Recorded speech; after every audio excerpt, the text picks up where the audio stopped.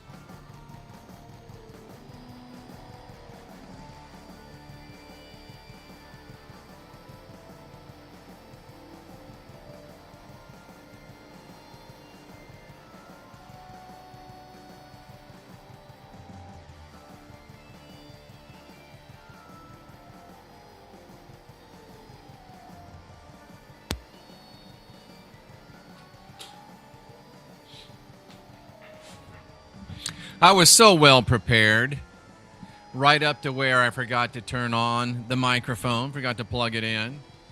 Nice to see you, Yap. Nice to see you, James. Nice to see everybody in. And as I was saying, welcome to a bonus deprogram. We have our regular deprograms on Sunday and on Wednesday. And when we exceed the $100 donation level, we throw in a bonus deprogram. This is it. And we appreciate all of you that are giving your donations, your tips. And today, I'm Jeffrey Daugherty, as always, the Christian whistleblower, saluting you for being here, seeking after truth. Hey, Colleen, welcome into the deprogram. And today it's going to be open lines Friday. As soon as we get through the introduction, the phone lines will be open. So more than ever, it's not a write-in show. It's a call-in show. We already had a drive-by evangelist in the chat room spouting off, but you can put your comments in the chat. You just can't ride a horse that goes against what we're doing here and distracts attention from it. So we'll start the lines open pretty much now. The phone lines are open. Let me put up the phone number. So if you want to call in and you can abide by those rules, be polite, be interesting, be friendly, be platform compliant. Let me first let you know I've got a new book available. You can get that book right there at the thing on the screen. We're also making the rods. I personally make the rods that we will be breaking out. They're $50, which includes shipping. And please remember your nanosoma, which gets everything out of you that's not supposed to be in you. And remember your focus, life force, energy, a high consciousness environment driven right to your home and your phone. All right, so let's go ahead and jump into this. Let's go ahead and start having some fun. And I'm not sure what's coming up right away because I forgot. I worked so hard on these, but I kind of take a step back and forget about them. But nice to see all of you, and let's rock and roll. I'm House MD IV, Master of Divinity. Been diagnosing spiritual anomalies since 1999. We go to the patterns, the symbols, the myth, the history to get to the truth. Answers are rarely on the surface. So we go deep, hidden patterns, symbols, esoteric history, anomalies, forbidden knowledge. And today we're jumping into the book of Genesis and the book of John. Are they related, and what secrets do they hold? The rods are here. If you have a rod question, put it in the chat room. Put it in the chat room in all capitals. It has to be able to be answered by yes or no. And I will read your rod question and let the rods do what they do. I also got a little special bonus coming up based on some follow-up from one of our great cousins. But that's where we're going, folks. Hello. Can I help you?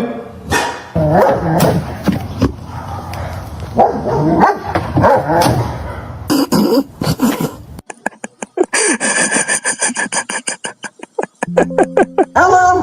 Hello. Hello. Hello. They out here ganging up on the mailman. Bro can't even get out of his car, bro. They hold his ass.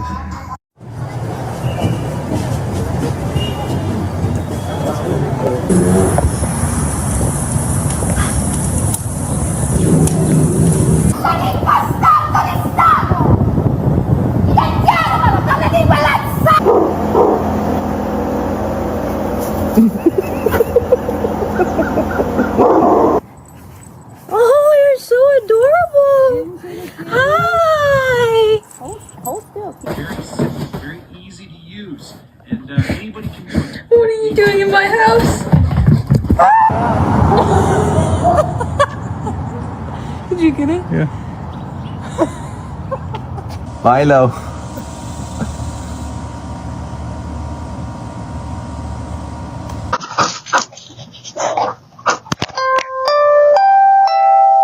Let's go. What are you doing?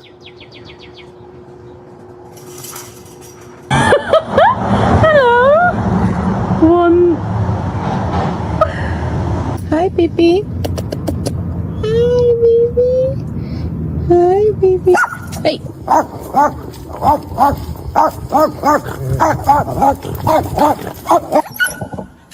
Yeah, the strongest. Are you very happy? Look at you. He just came out of the shelter 3 months ago. Is that a dog just having bread? Hello.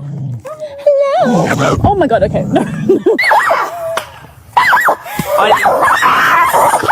On the grass. Hey.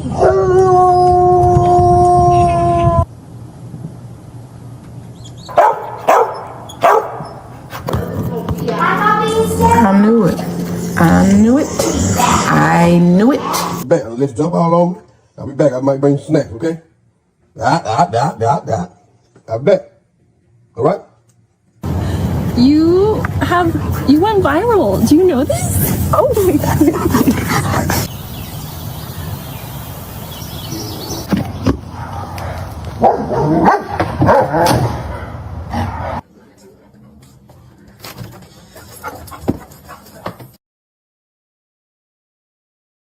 Well, the bottom line is that dogs are crazy, but they're fun, they're interesting, and they're so freaking awesome. A5, I've tried to be nice to you, I've tried to be polite to you. Either pick up the phone number's right on the lines, or feel free to zip your pie hole, or I'll just ban you. Don't be a troll. Don't be a troll. It's very, very easy. Just be nice. Just be a decent human being. Can I whip it out and pee on the side of the road in Arkansas? So I've got court in Lower Arkansas, and I got to get rid of some of this coffee. There's no bathrooms between where I'm at and where I'm going. Can I just pull over and pee? This is a great question. But is it illegal? Well, in Arkansas, we've got to look at 2 statutes to see if that's illegal. Number 1, indecent exposure. Number 2, disorderly conduct. So let's look at indecent exposure first. Indecent exposure says you'll whip it out in a public place. Well, I did do that. But you have to have done so with the purpose for sexual gratification or arousal in you or another person. And there's no golden shower stuff going on here. This is me just simply peeing. So it's not indecent exposure because of that intent element. But what about disorderly conduct? Well, disorderly conduct, same basic elements. I whip it out in a public place, and I did, and it is. But I have to have done so to purposefully or recklessly create an annoyance, an inconvenience, or cause alarm. So I face this dilemma. This. If I pull over, open the door like this, and I'm peeing on the passenger side, and somebody drives by and sees me peeing, number 1, they can't see my junk. But the statute doesn't require them to see your junk. It just requires you to expose it in public. But I am not nearly proud enough to have caused an inconvenience with it or alarm. Nobody's going to look over and go, oh my God, it scared me to death. Well, I mean, maybe some, but not many. So I think I'm safe on that too. Just be discreet and don't just start waving it at people, and you'll be okay. I do a lot of driving. I drive down to see my mom. I drive to see my kids. And this comes up. This comes up. So I just wanted to share that as a public service announcement. And maybe you never face that. And I know it's a whole different situation for the ladies, but you know what? We got to help our gentlemen out every now and then too. One of the common things I see in mind control and mind programming that humanity does is that we are waiting. We are waiting to be happy. We are waiting to live our life. That's because of the separation of the brain and the manipulation, deception that the mind programming has done in this reality. Judeo-Christian. When a mother and a father have mind control, a beautiful baby, matrix, have a baby, they don't tell the baby, I'll love you when you start walking. I'll love you when you start school. I'll love you when you've achieved A, B, or C. They just love the baby. But we lose it along the way because in our DNA, we've been in a slavery. And that slavery is what we've got to get out of. Abrahamic. If you're waiting to be happy, if you're waiting to live your life because of you're waiting for something else outside of you that you have no control over to happen, then don't. Your life is actually within you. It's your mind actually catering for your heart, which we have lost to do. We're learning. You're divine. We need to learn to do more of it. Sovereign. So don't wait to be happy. Do the things that you love to do. Life is very short, and get out of slavery. Franz, I was glad to have her on too. Shoot her a note, let her know you want her to come back. And you know, I started this. I'm the OG of this movement. I'm the guy that started exposing the fear and guilt, Judeo-Christian, blood magic, mind control matrix. And many, many people have picked up on my trail. I'm often imitated, but never duplicated, baby. And Cynthia made me aware of this Mind Unveiled, which is a pretty middle of the road, take it easy kind of channel. Even they're picking up on what I'm putting down, coming out with a great 2-hour video that says the Lord is a cannibal. I wonder where they heard that first. Often imitated, never duplicated. So this is a good one if you ever have some time and want to listen to Mind Unveiled. To connect with your heart, a little more Becky, more with your light.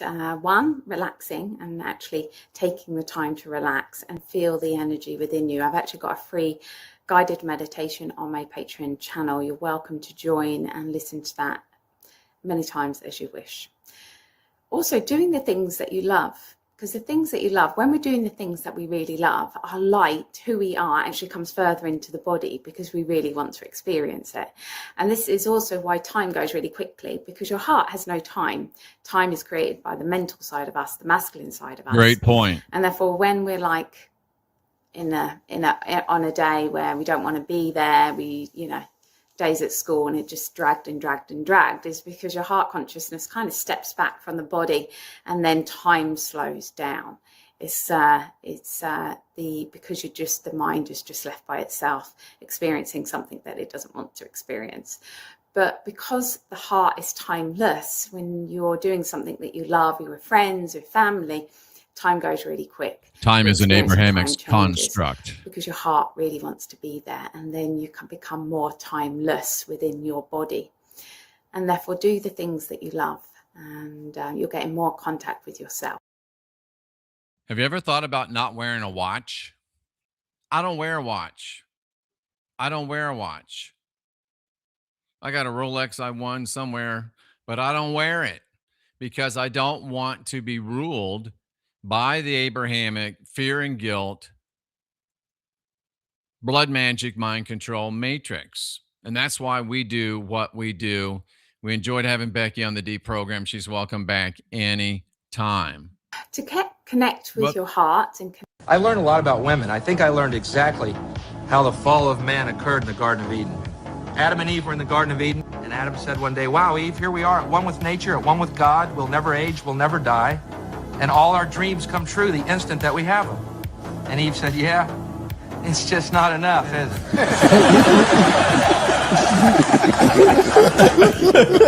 No, that's not funny. I was just waiting for more. Well, that was kind of his point. Oh, that's kind of what he was saying. So she's obviously not the sharpest tool in the shed. She just didn't get it, but she did make Bill Hicks's point. And you know what? Maybe it was a good thing that happened in the garden on that day. Let's roll on. You're not saying the shape affects us, right? That's exactly what I'm saying. Have you ever wondered why everything around you is a cube? Prisons, schools, offices, homes, all square, all boxed in. Ever ask why? Because cubes trap energy. Ancient civilizations knew this. That's why their temples, their homes, never square. Their roofs pointed to the sky, allowing energy to flow. They understood something we've been made to forget. If you could astral project into a prison, you'd see it, feel it. The energy, stagnant, suffocated, unable to escape. That's the point. Control, containment, compression. Now look around you. Look at your walls, your city skyline, a grid of squares, a world of boxes. Do you think that's by accident? It does seem sketchy. See? The ancients built for the mind. They understood that your environment shapes your thinking. You surround people with beauty, with complexity, with wonder, and they think bigger, dream bigger. But if you surround them with lifeless boxes, you limit them. You keep them small. It's almost like they planned it that way. I've always wanted to live in a yurt. One of these days, I'm just going to build one and do it. Not one of them tent yurts, but them super cool yurts. I think I'm going to do it. I mean, what is going on in some of these hieroglyphics? What does that look like? Pretty terrifying. It gets better. Yeah, up there. That definitely looks like a freaking cargo helicopter. What else you got for us? Oh, No big deal. Just flying cars, submarines, more helicopters. Unfreaking believable. There you go. What does that look like? Just carved into a rock. We got bicycles. We got computers. Oh my God. Dude's over here checking his email in like the 800s. Y'all like the video? Let me know what you think in the comments. Check this out. Interesting stuff, isn't it? It seems like everything new is just the old being brought back again. Hello to see you as well, Lawanda. Yes, she says the short is making me think. That's what they're there for. And I'm glad that they are making you think. In fact, that's what I'm here for, is just to try to make you think a little bit. Let me show you something. The number 9 is the number of consciousness. Okay? You gotta take my word for it. I don't know. Well, I mean, that's the way it is. Is the number of Adam, the number of 9 is the number of consciousness. So we're gonna solve some riddles, because I'm gonna show you biblical numerology, the way the ancients put this stuff together. Forget the biblical. Very easy to find. Okay, go to page 1010. And here's an old riddle, and you're going to solve it. Remember, this is the number 9 is the consciousness of man. It's your consciousness. It's my consciousness. It is the mind. Okay? So let's solve a riddle. And this one you've seen in the movies and all kinds of places. Revelation chapter 13. Go to verse 18. Let him has understanding count the number of the beast. His number is 6. Remember I said with 3 score, 3 times 20? 6, 66. Okay, ready to solve the riddle? You know that the number of 9 is the number of the mind. 6 plus 6 plus 6 equals 1, 8. 1 plus 8 equals you. You want to see the beast? You go in the bathroom, take a look. There's a picture hanging right over the sink. And what about the angelic part of you? Because you're not all beast. You know? A lot of you is pretty nice. Good stuff. Light bulbs going off. And I looked around, and the Lamb stood on the Mount Zion. That's the higher consciousness. And with him the saved 144,000. 1 plus 4 plus 4. You see where he's going with that one, too. The higher mind, the lower mind. You want to see it work? Let me show you this in action. I said we're going to cast our net. We're going to go to the right hemisphere of the brain and construction of the temple. But that book tells us we're beasts, we're bad. And I think you'll get a kick out of it. Okay, watch this one. You ready now? Now that you've learned how to do this, okay? Here's Jesus coming up to see these guys fishing, all right? Okay. The disciple whom Jesus said it is the Lord, and so forth and so on. In verse 6, Jesus said unto them, cast your net on the right side of the ship, and you shall find. What I am saying to you is, he's not talking about fish. He's not talking about a ship. He's saying, cast your energy to the right side, and you'll understand. Cast your energy to the right side, and you'll become enlightened. Cast your energy. Folks, this is what you call kosher disclosure. They're showing you that we are 666. They're showing you that we are 144,000. They're showing you that they know, and they're showing you ought to be able to figure it out, but yet they call you beasts. They say they're catching you like fish. Now you understand why I'm the Christian whistleblower, because somebody needs to show you what these people are trying to do to you.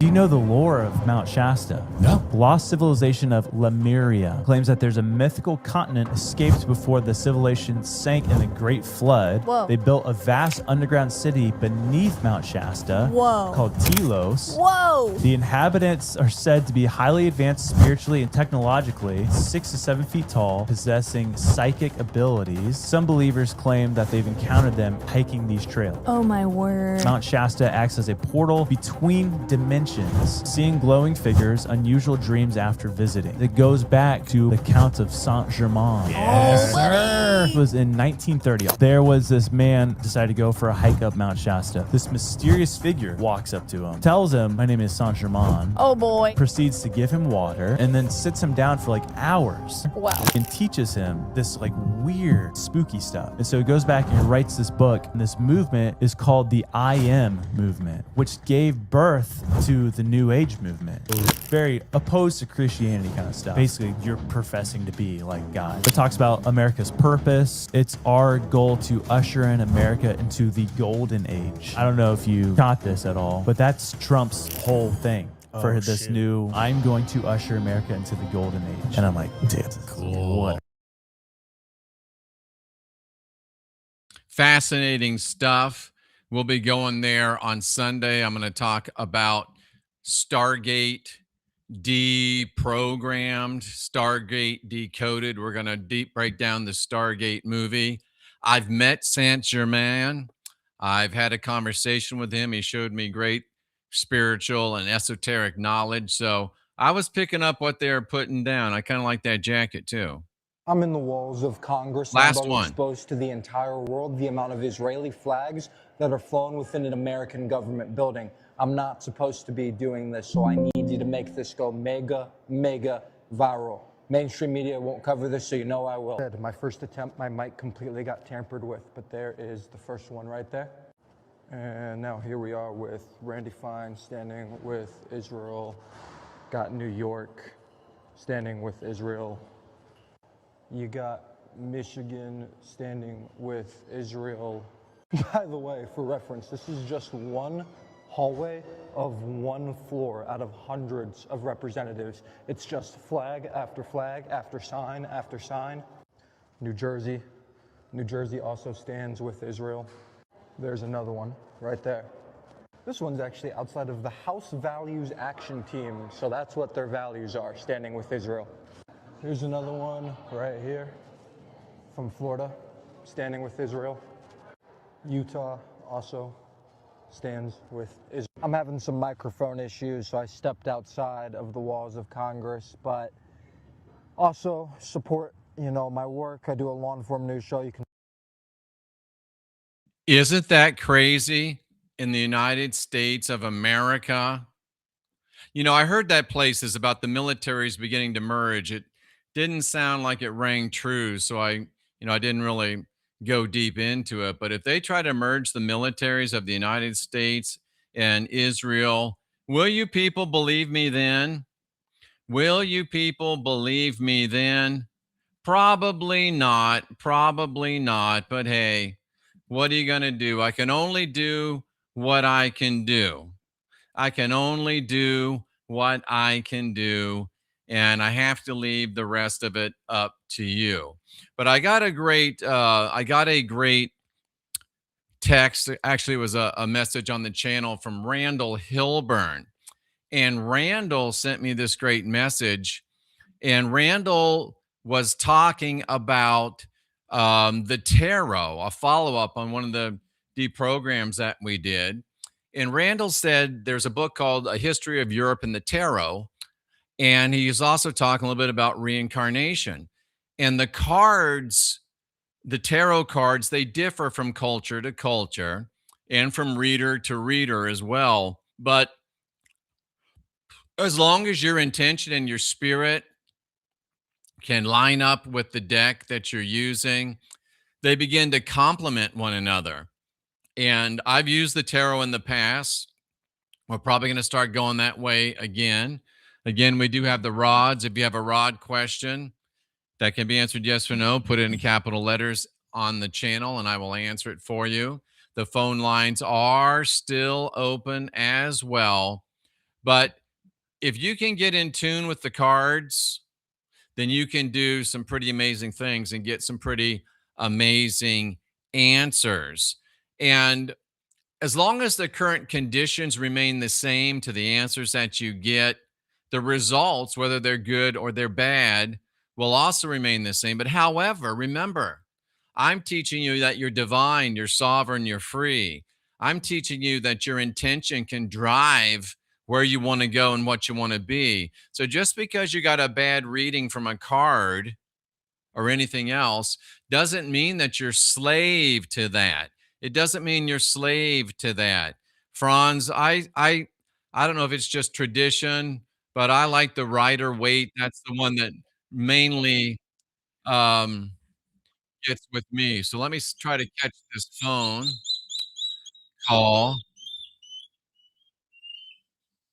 Let me catch this phone call. Hey, hold on one second. Let me share the screen because I'm sharing a different screen right now. So, all right. Thanks for calling in. You're live. What's on your mind, Mr. Jim? Well, the video they showed about the impressions of the helicopters and planes and stuff thousands of years ago. Yes. And they definitely, in a lot of different temples I've seen in different parts of Asia, they claim that the bicycle did not become developed until a little earlier than the 1800s. But yet they have thousands to 2,000s of years of these bicycles all over them. So it's just the way they play people. We developed it. We didn't develop it. They had already been developed. And like you say, the things we see, it's already been done. So why do you think they do that, Jim? They don't want you to know the power they have. And it backfires on itself.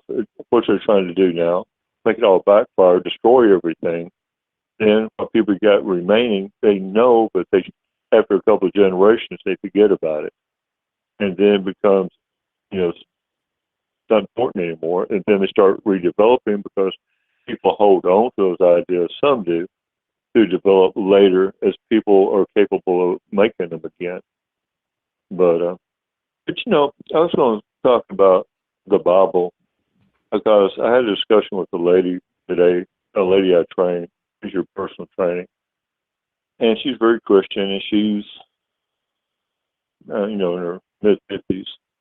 And she's opened up a center and trying to have, gather people to teach them about God and stuff, and one thing and another. And she was really excited because things I could say about God. And it's the thing that always gets people in the Bible that really, I hate to do it to them. But I tell them, if you're going to talk about God to me, do it without the Bible. Yes. They go, what do you mean? I said, talk to me about God without the Bible. They go, well, if you look at this verse and this, I said, no. Talk to me about God without that book or any book. I want to hear God talk through you to me. And they're kind of like, I don't know how to do that. I said, that's the problem. You don't know how because you're not connected the right way. I said, me? And because the lady asked me, she goes, well, with the Bible, we could talk about it. She wants to see if I'll do a podcast with her. And I said, I really don't want to do that. She goes, I would love for you to. And I told her, well, I'm not going to talk about through the Bible. I'm not saying against it. I just don't talk through it. And I explained to her, I talk about God through the senses that God gives me to use. And that's how I talk about God. That's how most people should talk about God and know God. So, she's cool with everything. She goes, wow, good, I really want you on my thing. I said, so we'll think about it. But anyway, I probably talk too much.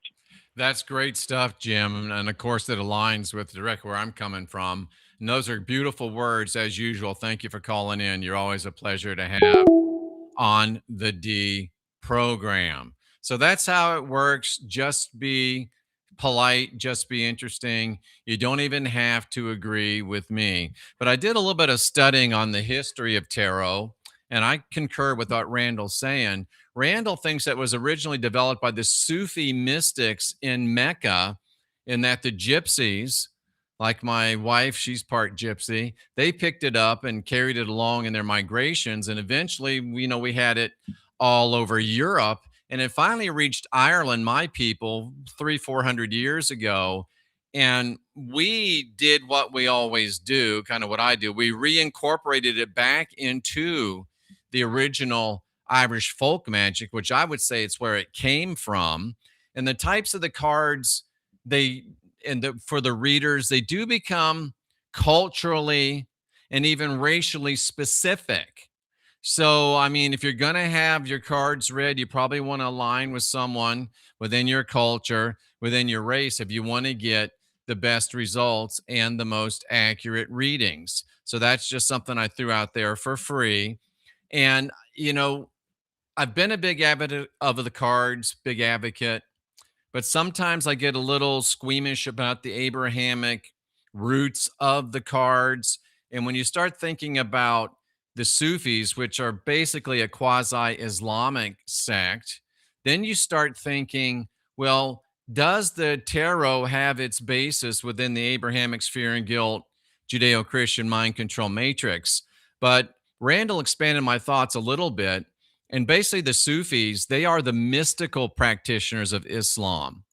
And they're the ones within Islam that said, you know what, maybe we shouldn't just obey rules and regulations, but let's try to actually get an inward experience of God. Let's try to actually transform our consciousness. So you could say that Sufism is the efforts of people that grew up within the Islamic section of the Abrahamic fear and guilt, blood magic, mind control matrix, their efforts to go from just obeying God to actually knowing God. So I have to wonder, were the Sufis who helped initiate bringing the tarot back into Western traditions, were they like the original Islamic whistleblowers? You ever heard of a guy named Rumi?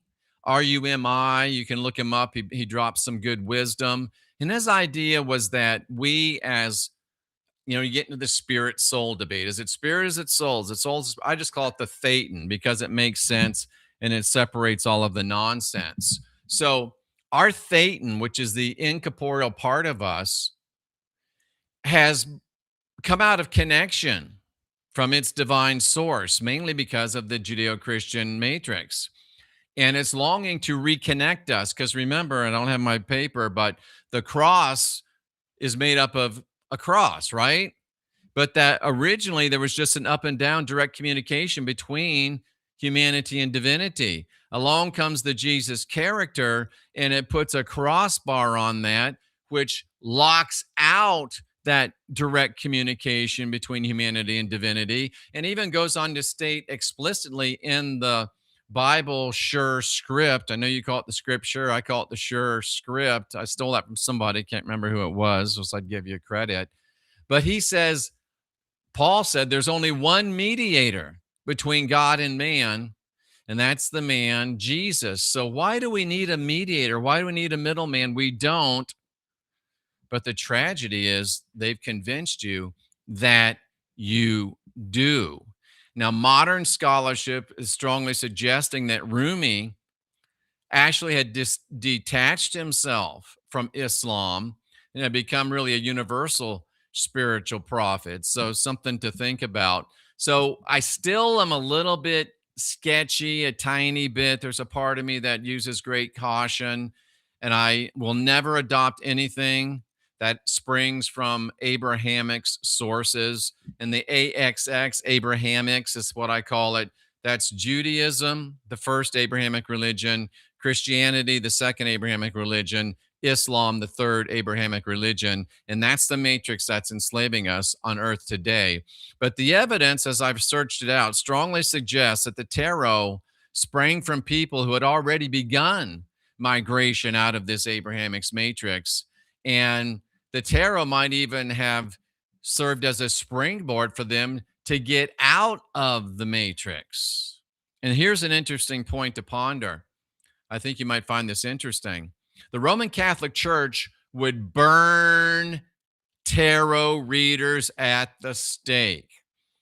Dagger says that Abrahamics are usually the middlemen. Absolutely. Because whenever there's a middleman, there's a profit motive involved. Let me get over here and see if I can catch this call. I think it might be Jim again.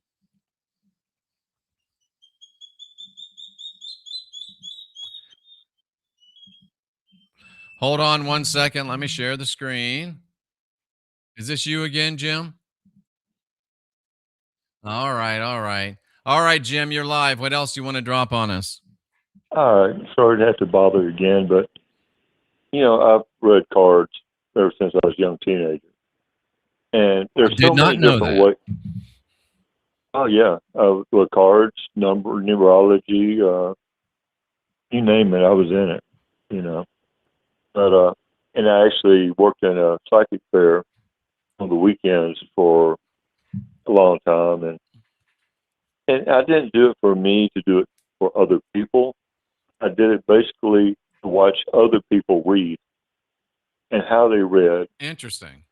and I watched that they're just following patterns, and I'm going like that's not what it's really about. I agree. And then people started coming to me, and that's when I just started into it.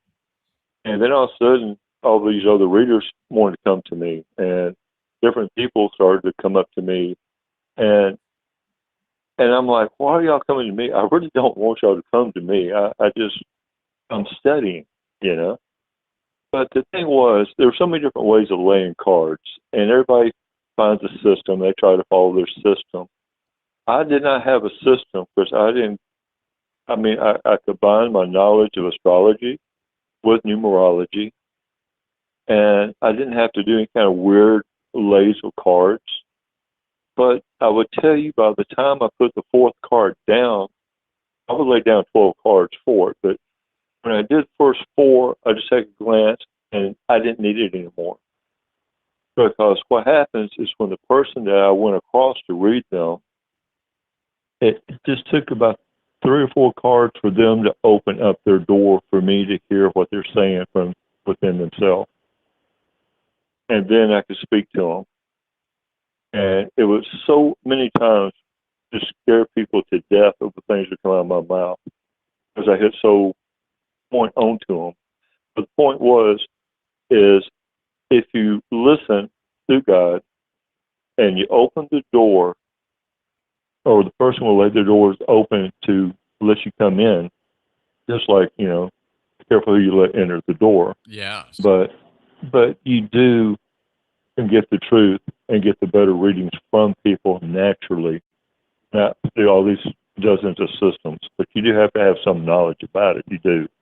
But once you do, throw it away and let your instincts work for you.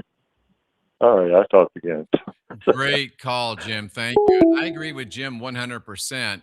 I'm what they call a free form reader. I don't read according to any systems. I do like Jim. I understand the systems, I understand the mechanics, but I read it free form. So that way you don't have yourself caught in some type of a box. The phone lines are still open, 913-228 trying to read on the screen, 2586 913 228 2586 256. Yeah, 2586. Just be polite, interesting. But the Catholic Church went out of their way to kill people, torture and kill people that were card readers, called them demonic instruments of the devil. Why? You only do that to people you fear. They fear people being able to get in touch with their own spirituality. They fear people that aren't bought and paid for by them to be able to help people get in to their spirituality. And the real reason is because too many people were leaving the Catholic Church and were going for advice to the mainly wise woman readers, the female readers, rather than to the Christian priests. And it's been my observation that a lot of the times the best readers are women. Women tend to be a little more, empathetic, a little more intuitive. It's not always the case, but I also started thinking, and Randall mentioned this. You think about the vril, or some of you, the vril energy that was manifested and channeled by the long hair of women, and men can have long hair too. I think there's probably some type of a connection there as well. Some type of a connection there as well. And just to kind of get us started down the tarot path. We may go back down again, and maybe nobody wants to do this. But I picked these cards up at a psychic fair, and right away it's going to scare some of you. They're called the Gypsy Witch fortune telling cards. I shuffled them prior to the show and kind of got them going good. And if you want, you can put in the chat in capital letters, please pull a card for me, and I will pull a card for you, and I'll read it out. I'll pull a card for you, and I'll read it out. And, take it for what it's worth, entertainment purposes only. We're not doom and glooming. And remember, you can change whatever the cards deal to you by your own will and intention. But I have the Gypsy cards out. And if you want me to pull a card for you, just say, Jeff, pull a card for me. Jama's the first one. So, Jama, I'll cut the deck. I'll pull a card for you. And I will put on my reading glasses and tell you what the card says. So, it says this. It's the number 40. That's your card. It's the Queen of Clubs. And this aligns with you, Jama. Tell me if you think it aligns with you. But it says it's the card for wine. And wine is the symbol of being cheerful. And they say gaiety. Not in that way. It's just being happy. So, Jama, I think that lines up very well with you. What do you think? What do you think? Okay, Jama got her card pulled. Now we'll go with Yap, and it's great to see you again, Yap. I was hoping that maybe some of our European subscribers would tune into this because it's a better time. Yap, you got the number 43, and it says lightning denotes surprise, disagreeable and according to the distance. So it's the 6 of clubs. Clubs are running today. So are you getting some lightning bolts in your life? They can either be surprising or they can be disagreeable. You need to, have that discernment about it on yourself. And if it's close lightning or distant lightning, I would think that would mean, and who is bringing it to you, that you can determine the seriousness of it. So, Yap, what do you think about that one? Was that kind of a good one? We got Dagger here. We got Dagger, our beloved Dagger. Dagger, your card is the 7 of Hearts because you're a pimp. 7, the power number. Hearts, Dagger is the King of Hearts, but you got 7, Dagger, and it's a number 21. Uh-oh, Dagger.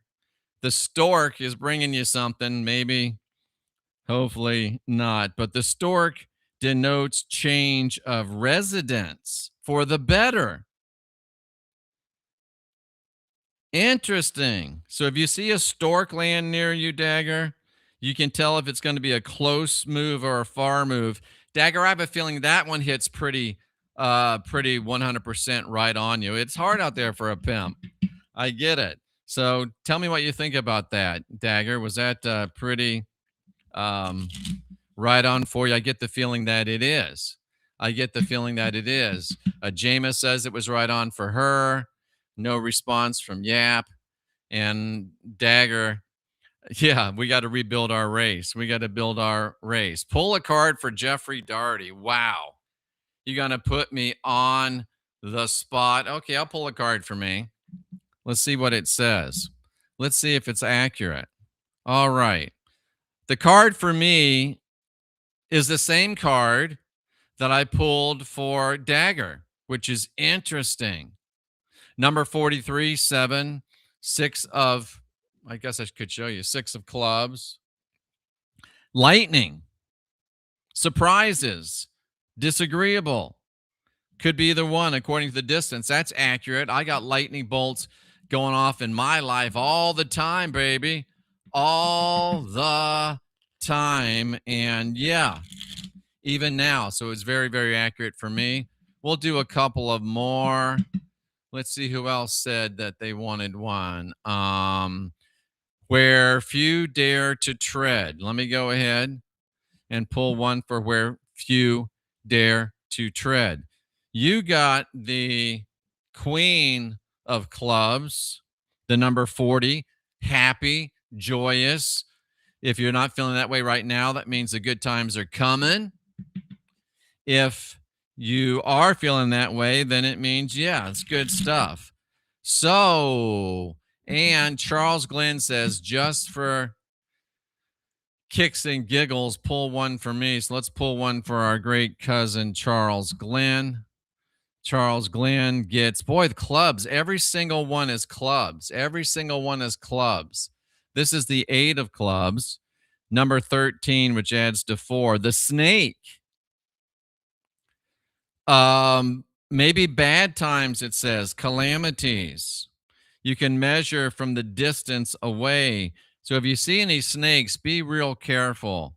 Be real careful, Charles. And again, these are written from a, probably an Abrahamic perspective. So you could invert that and say, well, we know that the snake has been demonized, and maybe it means just exactly the opposite, that good and great times are coming. Good and great times are coming.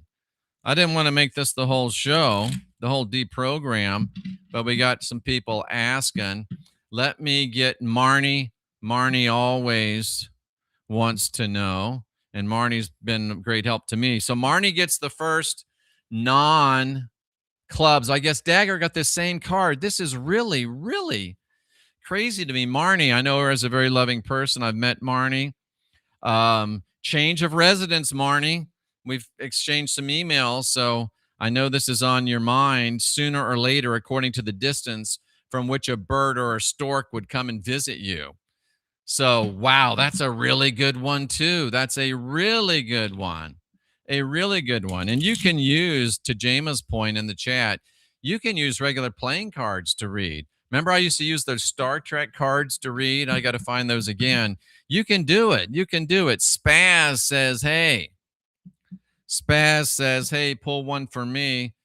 7 of hearts. There's a common theme here. We got some happy, joyous people in here, and we got some people that are moving, going to be on the move.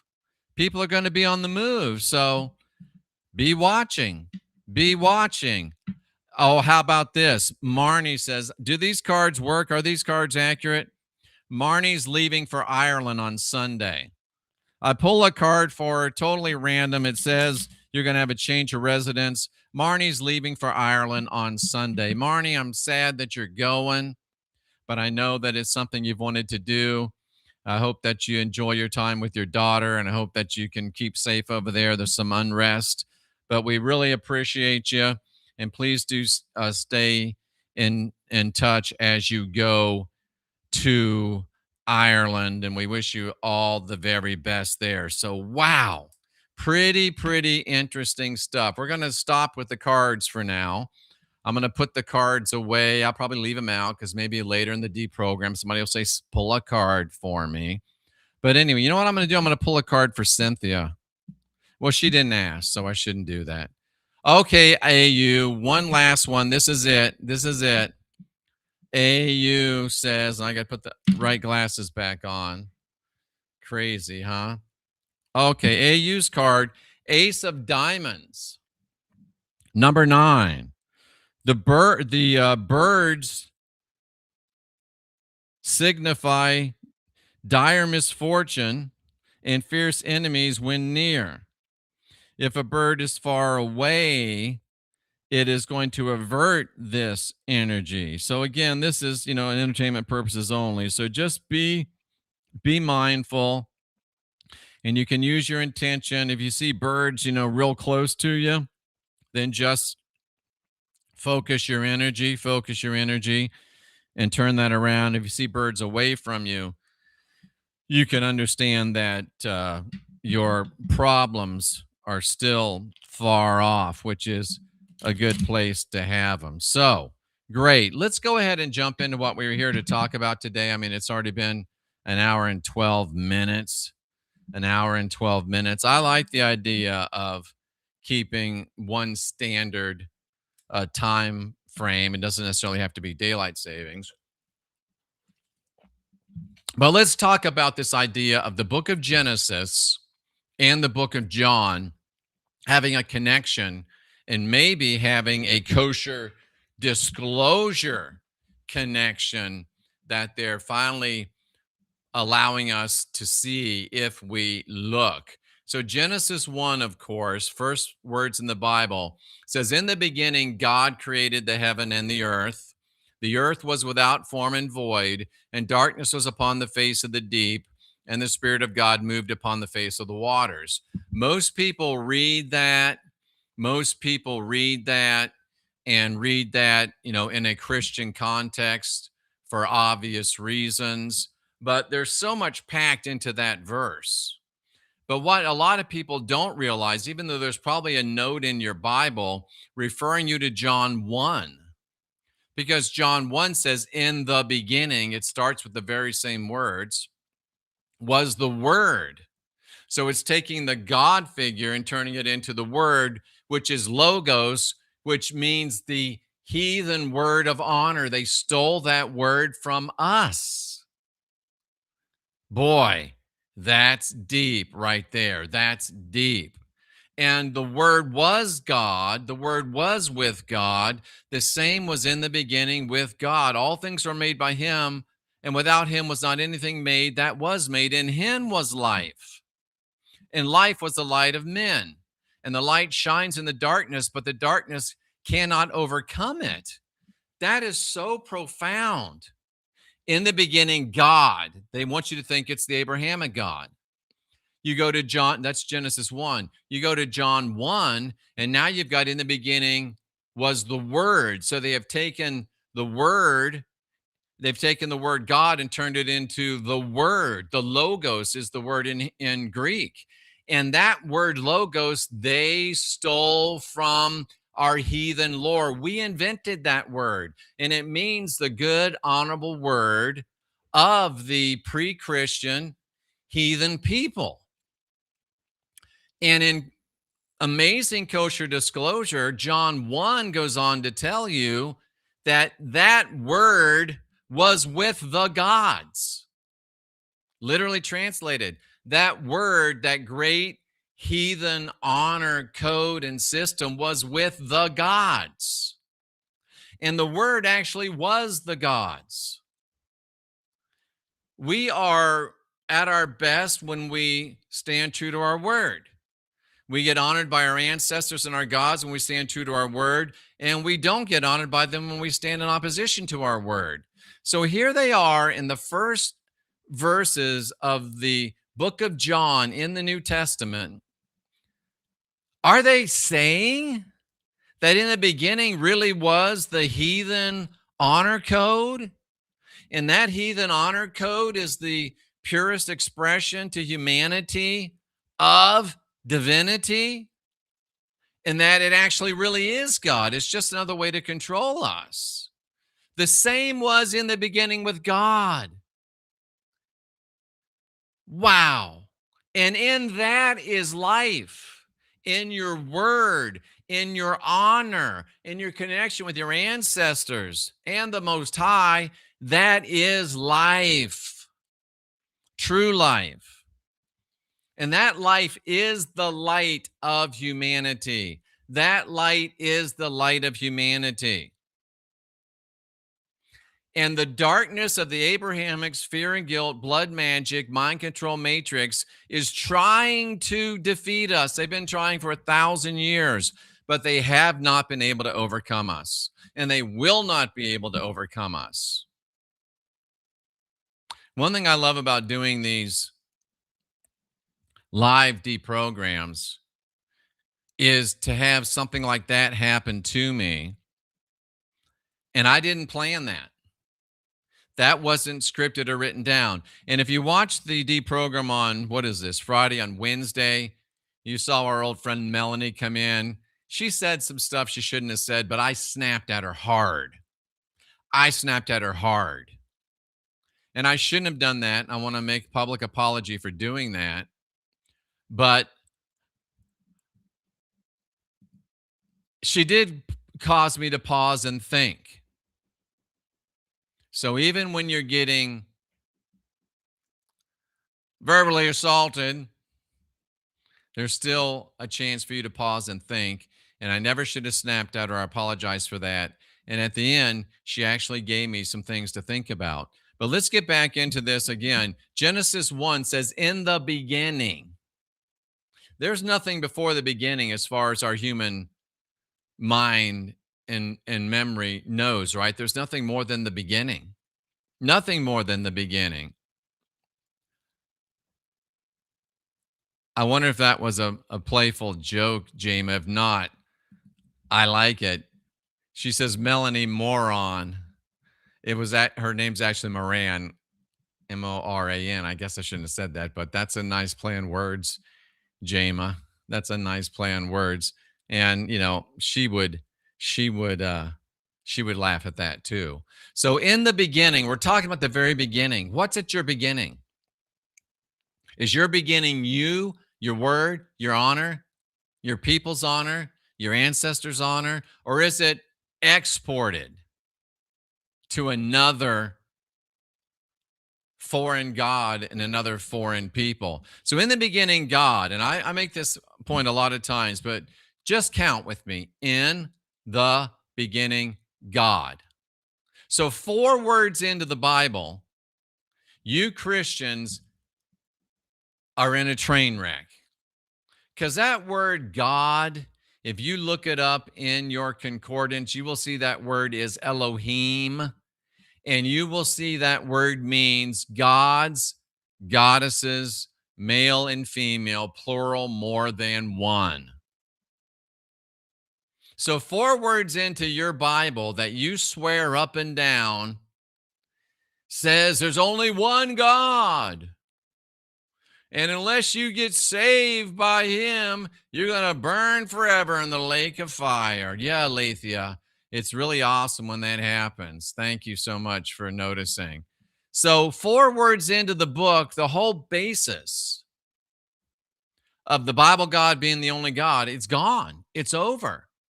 So the Bible's really saying that in the beginning, gods, goddesses, male and female, plural, more than one, they created the heavens and the earth as we know them. And when you know this, the rest of this verse makes a lot of sense. Because if, and this is more kosher disclosure, live realization. The next part of the verse says, and the earth was without form and void, darkness upon the face of the deep. Can I ask you a question? What kind of a real God would create something toe up from the flow up? What kind of a God would create something that was chopped, broke, busted, disgusted? Well, the Bible God, because he's a Temu God. You know, you get cheap knockoff stuff from Temu, although I've done pretty good in Temu. He's a Temu God. He's a chopped God. He's broke, busted, disgusted. He's a fake God. So that's exactly what you'd expect from a world that was made by a Temu God like the God of the Bible. Just in case you didn't get it, I just called the Temu God the God of the Bible. I called the God of the Bible a Temu God. A godling, really. So even though he wants us to believe that he's the only God, he has to tell us in the first verse of his book, 4 words in, he has to tell us, which aligns to the Sabbath, which is interesting. 4 words in, he tells us, I'm lying. I tell you I'm the only God. Is that why Jesus is the Lion of the tribe of Judah? Because he's always lying? Woo! I'm on fire today. The Lion of the tribe of Judah because he's always lying. And sometimes he's called the Lamb of God because he's on the lamb. He's hidden out. We don't know where he is. He says he's coming back, but ain't never been back. The hits just keep on coming. So if the real gods and goddesses, male and female, plural, more than one, created the heaven and the earth, then you wouldn't expect it to be without form and void.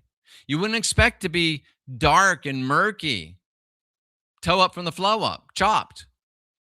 Well, if you wanted to be amazed, get into your concordance and find out that word was, where it says the earth was without form and void. That word was, everywhere else it's used in the entirety of the Old Testament, the word means became. Became. It became without form and void. So what does that imply? That implies that it originally wasn't without form and void. It was perfect. It was beautiful. It was inhabited. But now something happened where it went from perfect and it became without form and void. That's what the word was mean, became without form and void. Let's go old school here. I'm going to look at Bible Hub, and I'm going to show you this rabbit trail of Revelation, because you won't believe me if I just tell you that it means this. Nor should you. So I'm going to show you this. I'm going to show you this. And I'm going to let you see this. And I think I'll go full screen on it just for a minute so you can see what I'm doing. We want to study Genesis 1:1. This is Bible Hub. It's an online interlinear. That's easy because we're right there. So we'll just hit King James Version because everybody's familiar with that. You get in the beginning was the word, blah, blah, blah. But you see how these are hyperlinks. So we want to look at the word, we want to look at how the word was created by the gods, then it became without form and void. Well, then it gets a little bit deeper. So how can I do this? Let's just type in without form and void. I don't know if it's going to pull the verse I want it to pull. This one will look at Jeremiah 4:23. But what I was hoping it would pull, and you got to kind of know this, but now you'll know how to find it. In the book of Isaiah, it says that the world was built and created to be inhabited. There it is, Isaiah 54:3. Watch this. Watch this. For you will spread your descendants to the right. That's not the one I wanted. That's not the one I wanted. The world was built to be, was not in vain, not in vain, built to be inhabited. There it is, Isaiah 45:18. Watch this. Remember, Genesis told you the world was formed in vain. Jeremiah says the world was not formed empty. Guess what that means? Tohu. It's the same exact word as Genesis, where it says the earth became without form and void. It became tohu. Timu, tohu. But Isaiah tells you he did not create it to be empty. So who's lying? Is the guy that wrote Genesis lying, or is Isaiah lying? Because somebody's lying. Genesis says it was made tohu. Isaiah says, no, it wasn't made tohu. So now you can understand that word was saying it became tohu. But there's more. Watch this. Jeremiah even says he formed it to be inhabited. He formed it to have a habitat. He formed it for people to enjoy. Wow. Wow. So now we got a problem. Lucy, you got some splaining to do. You got some big splaining to do, Lucy. Does this help? No, that doesn't help. That doesn't help. This is best. Lucy, you got some splaining to do. But let's go back and type in without form and void so we can see if anybody else ever saw the earth without form and void. Ooh, guess what? I'm so excited I drooled. You see it right here, Genesis 1:2, without form and void. The only other place where that is used is Jeremiah 4:23. You think we should click on Jeremiah 4:23 and see what he was saying? Not the Jeremiah, that was the bullfrog. Let's make this large again for a second so you can see it. Jeremiah, the prophet, said, I looked at the earth, and it was, it was again. It was formless and void. That's tohu, just like Genesis said, just like Isaiah said. I looked at the earth, and it was formless and void. I looked at the heavens, there was no light. Well, why would that be remarkable if the sun had been created yet? And then it said, I saw the mountains and they were quaking, the hills, they were swaying. And if I want to read the extra verse, I just go up here and click forward to Jeremiah 4:24. I looked and there was no birds, but birds hadn't been created yet. I saw there was no man, but man hadn't been created yet. Do you see the problem? And then he says, the fruitful place was a desert. That's what I just said. The gods and goddesses, male and female, plural, more than one, made a beautiful, perfect earth, just like Isaiah said. And then Jeremiah says, yeah, they did make it great, but I saw it and it was wrecked. It was chopped. But Jeremiah doesn't leave you hanging. Jeremiah does not leave you hanging, because watch this. He will tell you what happened. He will tell you what happened. The beautiful earth was turned into a wasteland. All of its cities, these were cities. How many people do you have to make a city? Village, town, city. That's a lot of people. The cities were torn down. And then he tells you how. Then he tells you what. They were torn down by the Lord, Yahweh. That's whenever you see capital L-O-R-D, that's Yahweh. And from his fierce anger. What if we clicked on fierce anger? What does that mean? It means fury. It means wrath. It means anger. It means burning anger. And if you keep going down, you learn so many things when you just keep reading. Just keep reading down here. Burning power, bursts of burning anger. Burst of burning anger. And if you keep going down, it talks about burning anger blown through his nostrils. Burning anger blown through his nostrils. So can you imagine what kind of a being would have burning anger blowing through their nostrils? To be hot, to burn, to be angry. To have it kindled, zeal, jealousy. Didn't he say, I'm a jealous God?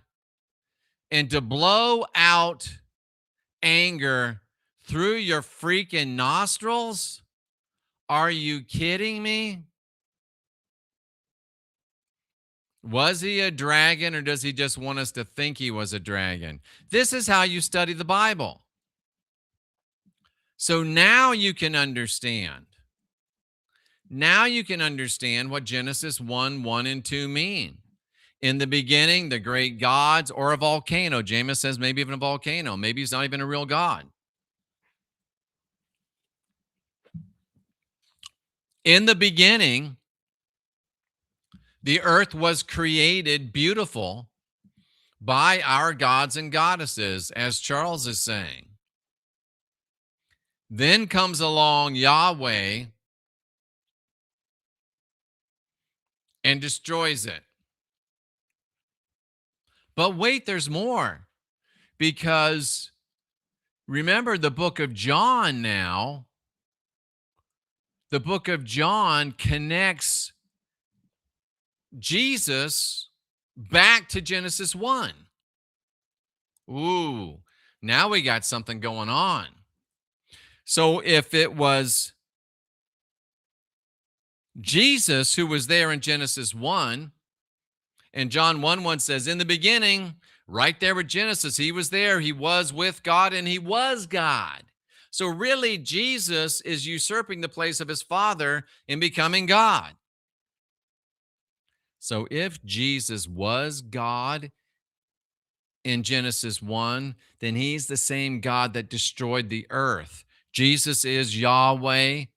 There never was a son. It's a whole psyop on you. Jesus destroyed the beautiful earth. There's more to it, but we'll try to keep it on those terms right now. And they're telling you this. Does this sound like a being that you want to be in conjunction with? Doesn't sound like a being that I want to be in conjunction with.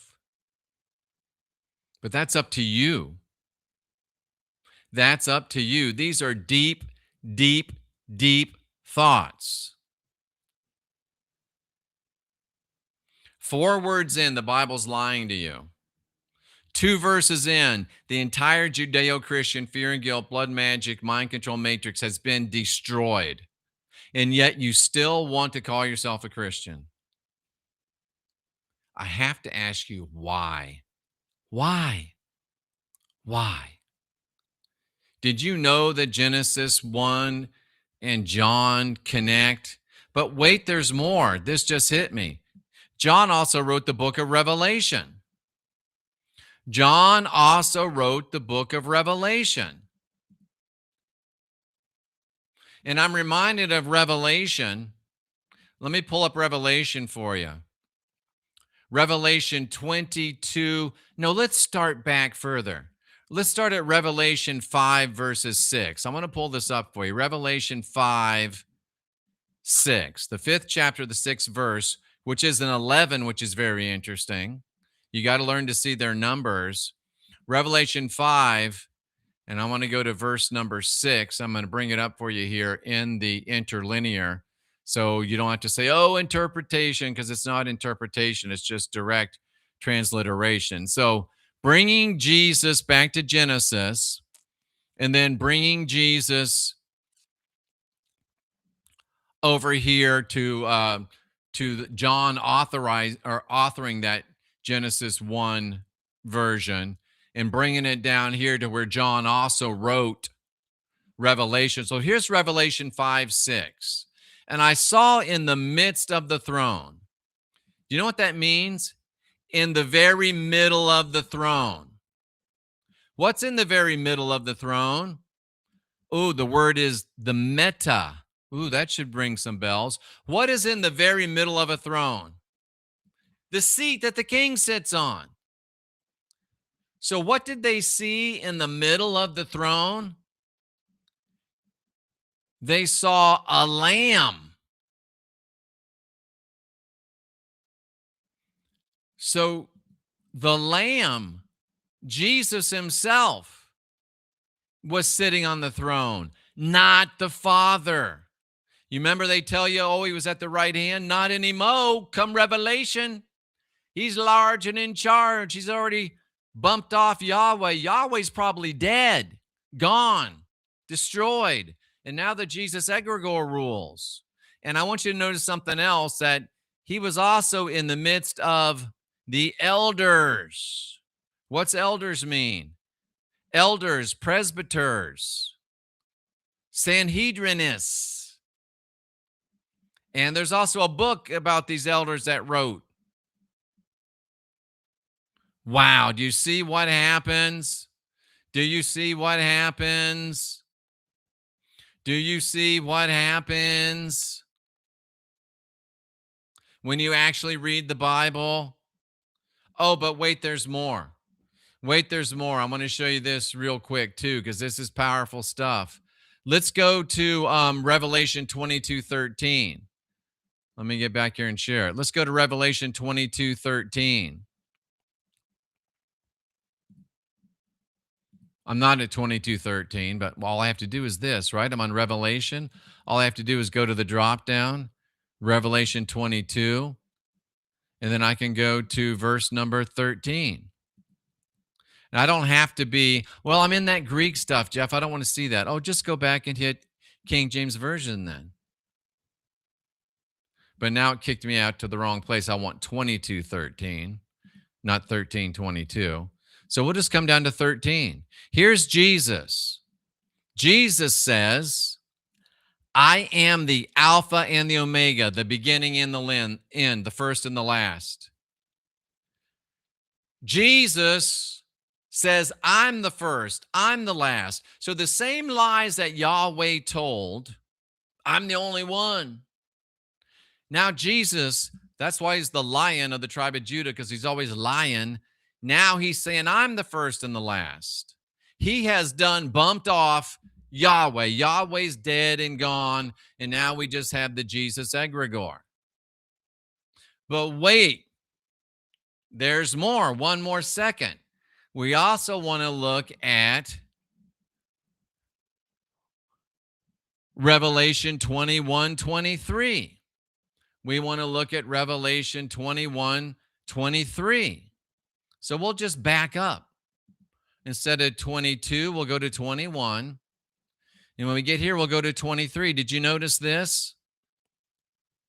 Watch this.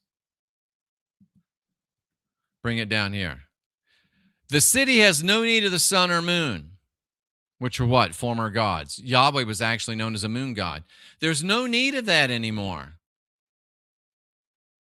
because the Lamb is the light of the city, because he has knocked off his daddy, and now he's large and in charge. Wow. You don't get this anywhere else but here. It's a coup d'etat. The Father's MIA. And the Jesus egregore is taking over Yahweh's kingdom. Wow. That was worth the price of admission. Somebody should throw me a tip. I'm just playing with you. But wow, how about that? How about that? We got about half the crowd of a nighttime deprogram. But this is the first time I've ever done it. Trying to expand and see if we can get some more viewership. So yeah. What do you think? And Jama, that's always been something I thought about too. When you look at the word Zeus, it's so close to Jesus. Jesus is so close to Zeus. We're thinking around the same lines, Jama. We're thinking along the same lines.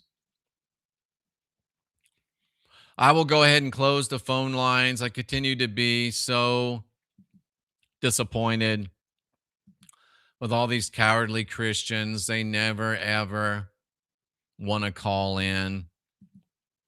They're afraid to, I guess. Again, if you want to get rods personally made by me, $50 includes your shipping. Email me at gothamltd@gmail.com. And we got the new book available. I'll leave that up for you just in case. So that's going to wrap up this deprogram, this special Friday deprogram. And if you'd like to have the special Friday afternoon deprograms, you can help ensure they happen, because if we hit $100 in donations, they definitely will happen. You see, Rooney is absolutely psyched up about this deprogram. He's very, very excited. You can tell. But we will be back on Sunday. And on Sunday, I'm going to be talking about Stargate Decoded. We're going to decode the Stargate movie. What is this right here? See, this is the nonsense that really bothers me. Starboy knows the phones are open but won't pick them up. And he wants to just throw this nonsense in the chat. Why don't you call, you coward? They're all cowards. So pathetic. So pathetic. I feel bad for you. I really do. Because back in the day when I was coming out of Christianity, we did not have platforms like this where you could get on and talk to people. And I know, instead of the little boy over here playing says he's a knight. I see the kind of knight you are. You won't even pick up a phone, much less a sword. If I'd have been coming out of Christianity and I'd have heard some guy in a funny jacket yapping and saying the things that I'm saying, I would have damn well picked up the phone and called in and challenged him. Not these cowards. Not these cowards. They won't. They won't. Starboy, I'm going to time you out because you're like a little child. Go in the corner. All you have to do is call. You're not a knight. You can't even pick up a phone, much less a sword. I'm a knight. I'm going to pick up a sword and fight. You can't even pick up a phone, you pathetic coward. And you know what? Just because I'm a nice guy, I'm going to give you one more chance. One more chance. Because the phone lines are closed, but I'm going to go ahead and open them up again. I'm going to open them up again, you little boy child. And I'm even going to put the phone number on the screen. So if you're a knight, prove it. If you're a knight, prove it. I'm calling you out, Mr. Knight. Calling you out. 913-228-2586. If your mom's not home and you can get away with using the phone, call me. If grandma's gone and you can get away with using the phone, show me how much of a knight you are. Let's wait just a little bit. Let's wait just a little bit and see what kind of a knight we got. I guarantee you this night is like all the other Christian nights. They put pictures on Facebook and they put pictures on X and they put pictures on all of their platforms. They're all dressed up in suits of armor like David Duke, Dr. Dookie. Dr. Dookie, for a long time on his website, had a picture of him in shining armor, holding a sword, such a warrior. But I bought two of Dr. Dookie's books, autographed nonetheless. Asked him 100 times to come on the deprogram and talk with me. Offered to go on his show and talk to him. But he's just as much a knight as the little boy that won't pick up the phone and call. But you know, that excites me because these are the enemies that we face. If they're afraid to pick up a phone, they're not even going to pick up a stone.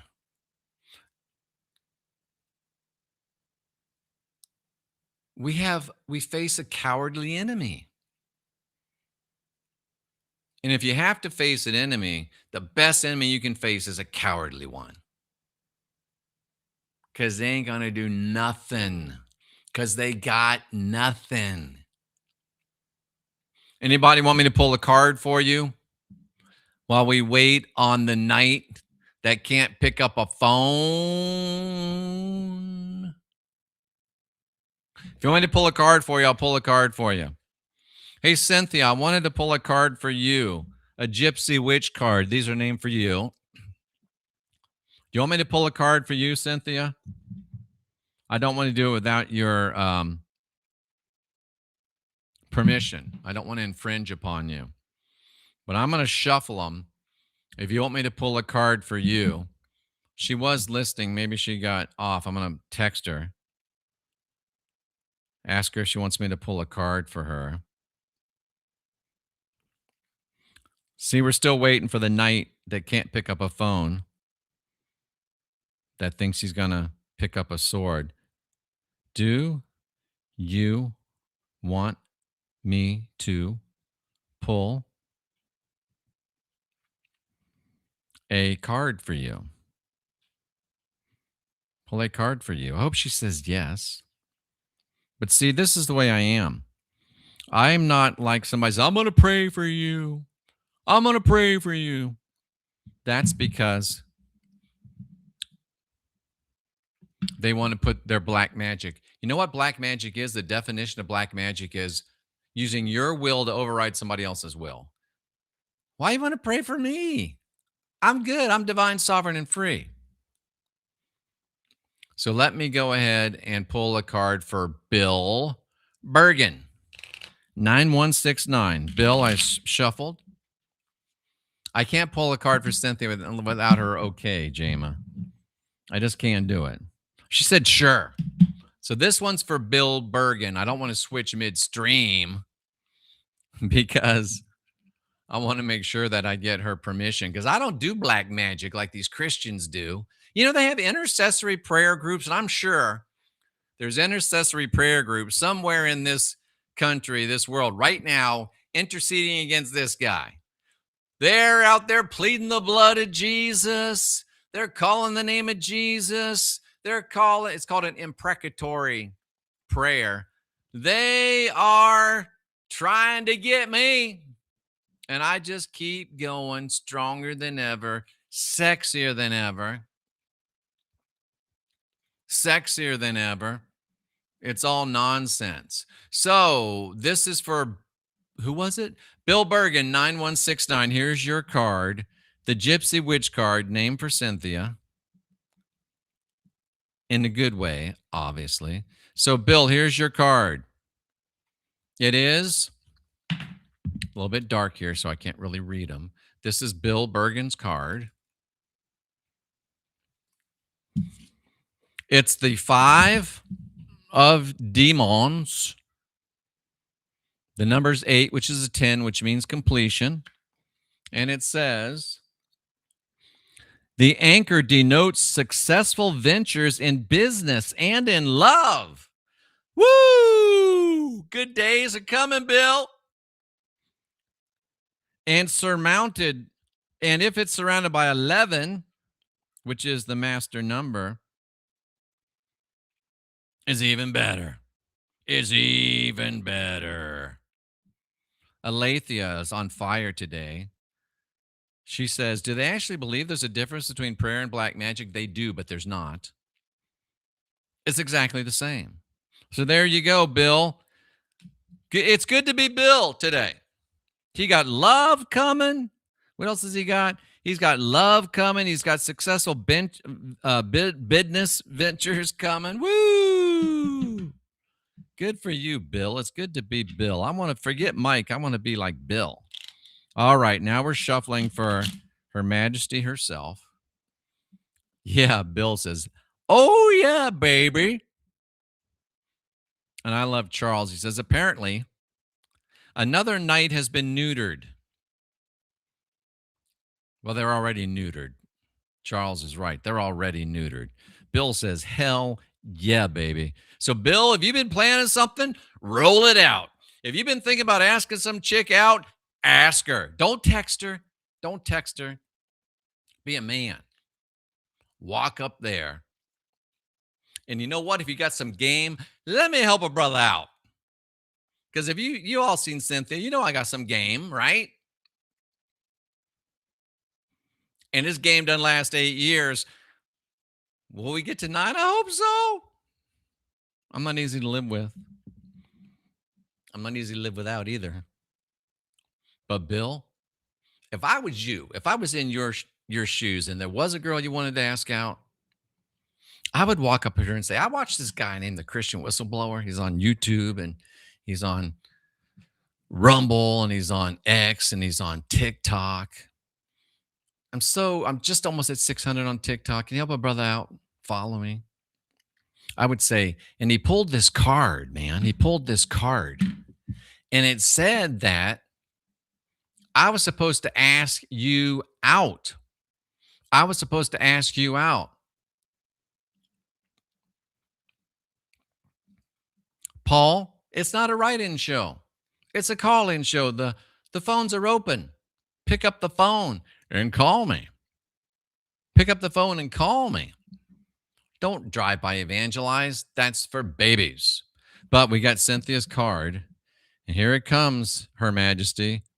Bum, bum, bum, bum, ba-dum, ba-dum, ba-dum, bum. Ooh. Cynthia got her.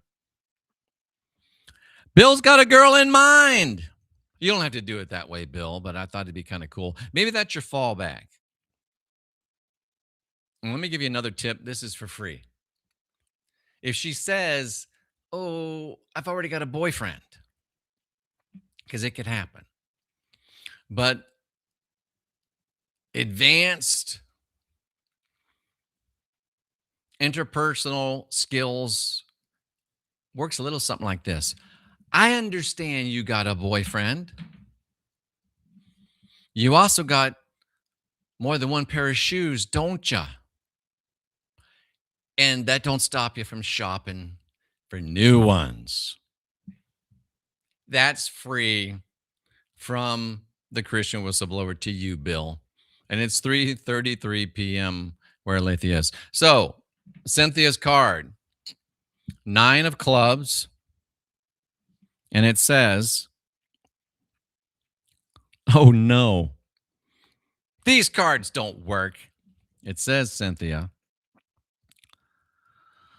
a new love might be very near, or you may be discovering false friends.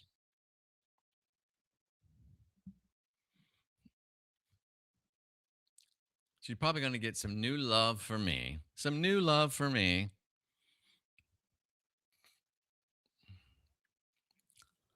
And we have been dealing with that ladder. So it's very, very interesting. It's very, very interesting. Bill likes that one. Yeah, Bill, it's good. It's really, really good. If nothing else, she laughs. And if she laughs, you're in. You're in. You're in.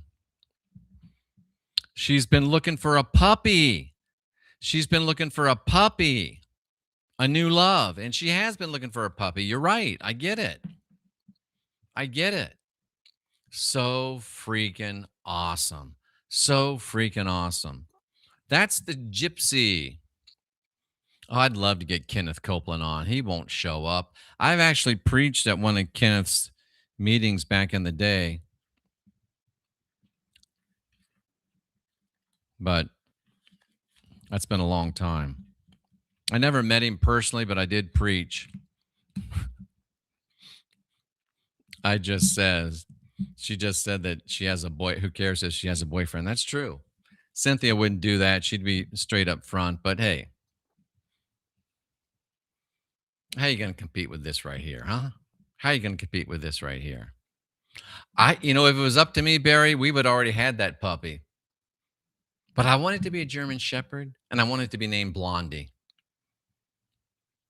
That's me. And I think it'd be a perfect time because Barkley could help train the new puppy.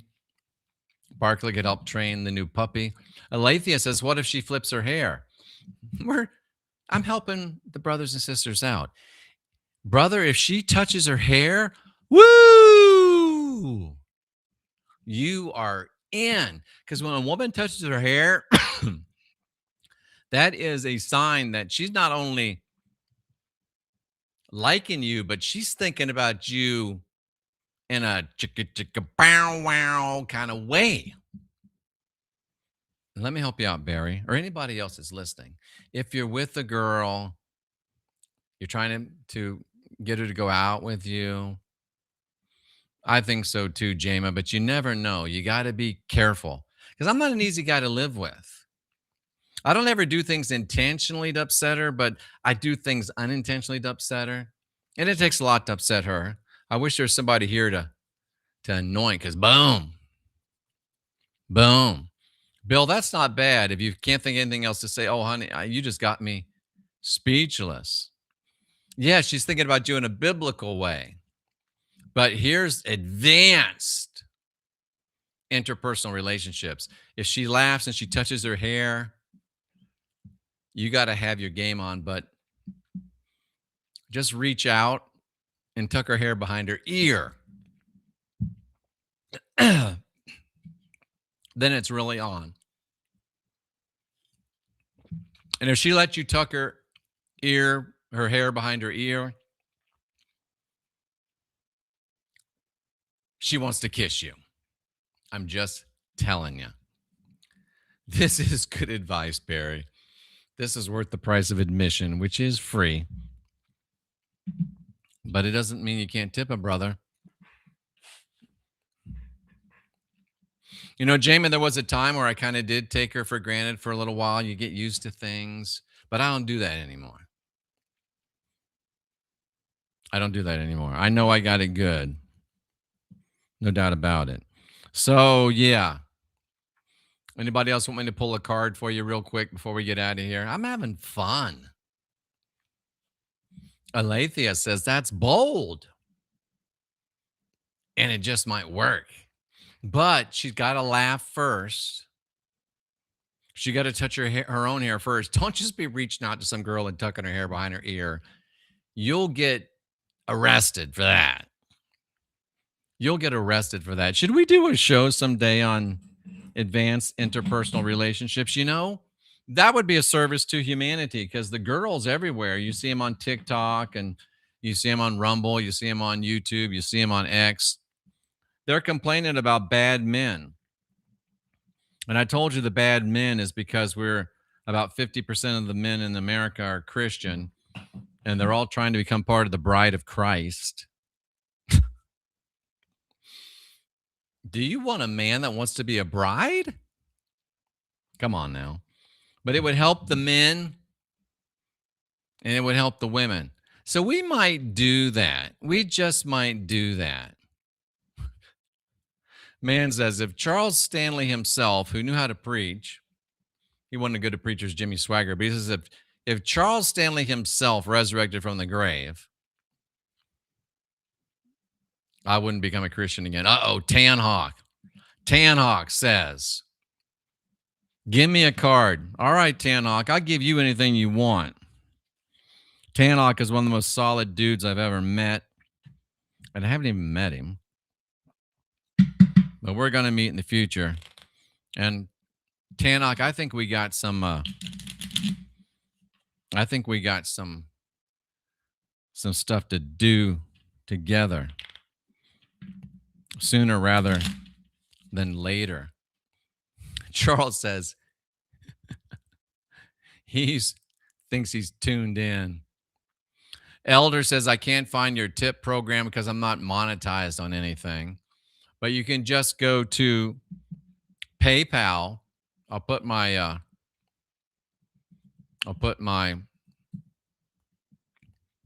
email in here, gmail.com. You can tip through PayPal right there. And if you got Cash App, I'm at Unindoctrinate on Cash App. All right. Enough of that. But let's pull Ryan Tan Hawk's card. Are you ready? Ooh, you got a good one. You got a good one. 6 of diamonds. And it says,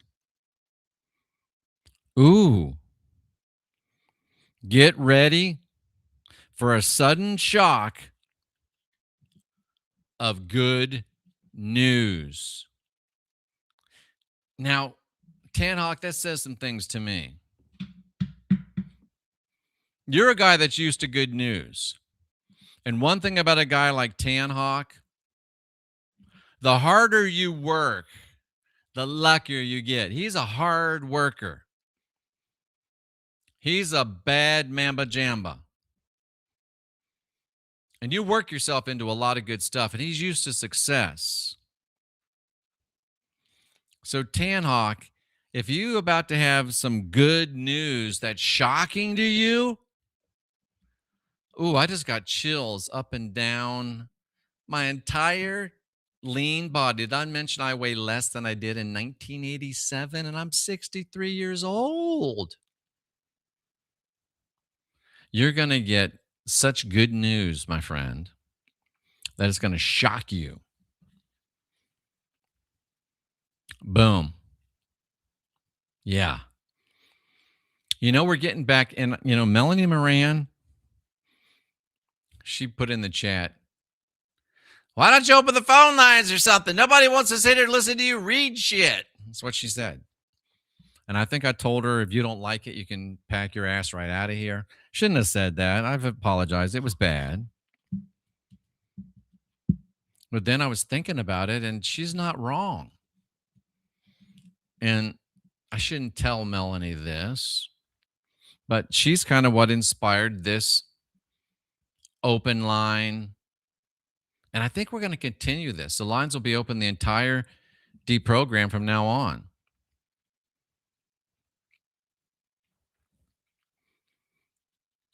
And I'm not going to be reading people stuff anymore. So even when people, and remember I was talking about, I don't know if this was in the cold plunge or in the sauna videos, but I was talking about taking no offense. I took offense when Melanie called in.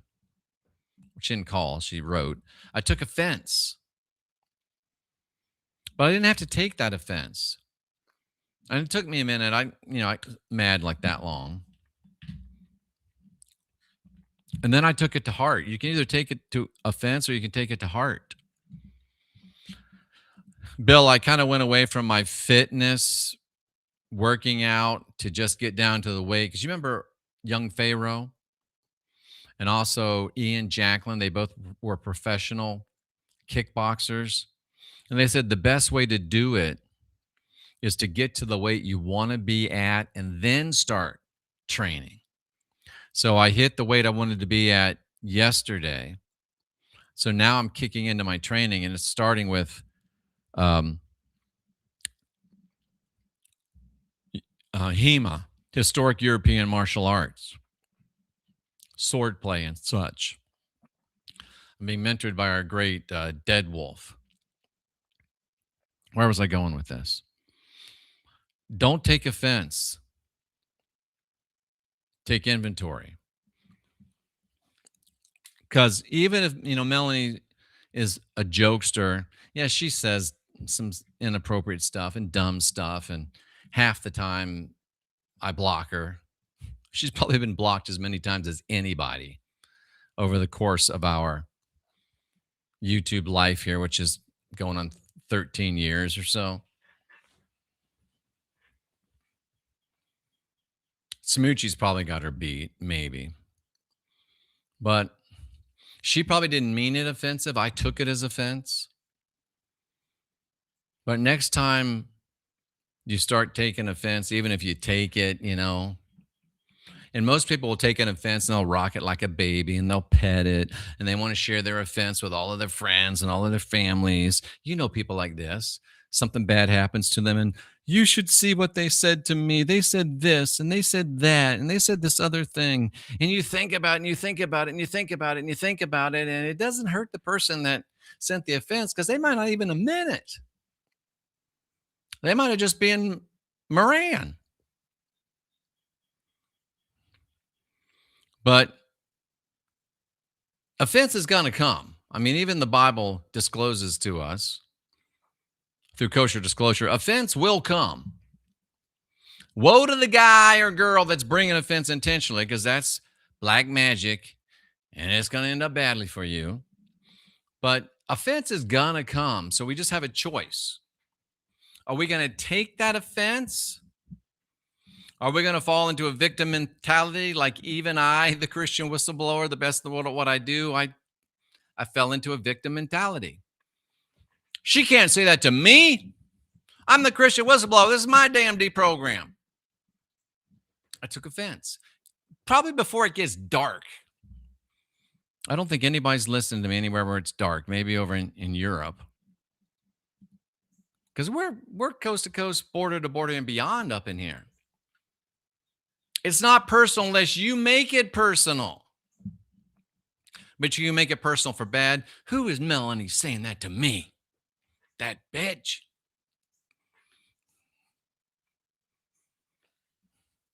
It took me a minute. I'm like, I was instantly not mad. But then I'm like, you know what? Maybe we need to go back to the good old days a little bit. Back when we had 100,000 subscribers. Back when we were monetized. Maybe we need to go back to the gypsy cards. Maybe we need to go back to the rods more. Maybe we need to go back to talking to people. Maybe I should go on in the daytime. Maybe we should break out the tarot again. Maybe we should break out the cards of truth again. So offense is going to come. You can use it. You can take it for personal victim mentality, as Aletheia said. Or you can take personal inventory and say, well, maybe, is there a kernel of truth there? Usually there won't be. But in my case, there was. So there you go. I better just close this down or we'll be here all night. But I want you to note that the knight, he's a knight for Jesus. He said so. Here's a Jeffism, words to live by. Never fear the knight that's afraid to pick up a phone, because you know he ain't never picking up a sword. And with that little gem of wisdom, we'll go ahead and get out of here. We'll go ahead and get out of here. You can listen to Jeffrey Card.